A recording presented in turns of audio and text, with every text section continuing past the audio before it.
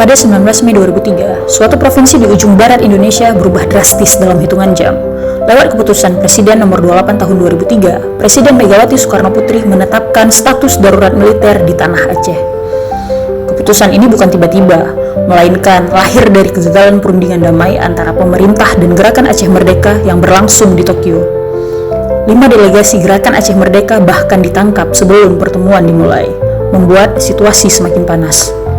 Selama 13 jam, mereka berunding, titik temu tak kunjung datang. Gerakan Aceh Merdeka menolak otonomi khusus. Pemerintah melihat ini sebagai sinyal bahwa perjuangan bersenjata akan berlanjut.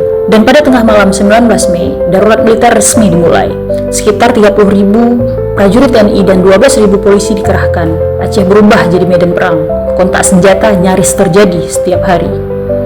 Maijen TNI Endang Suarya ditunjuk sebagai penguasa darurat militer. Helikopter tempur melayang di atas desa. Jalanan dikuasai konvoi militer. Dalam 1 tahun, ribuan nyawa melayang. 2.439 dari pihak Gerakan Aceh Merdeka dan 1.326 warga sipil menurut catatan Kontras Aceh. Aktivis ditangkap, warga sipil dibungkam. Banyak yang kehilangan keluarga, pendidikan, bahkan masa depan. Setahun kemudian, status darurat diturunkan jadi darurat sipil. Tapi tekanan belum usai. Rasa takut tetap mengakar, hak-hak sipil masih dibatasi.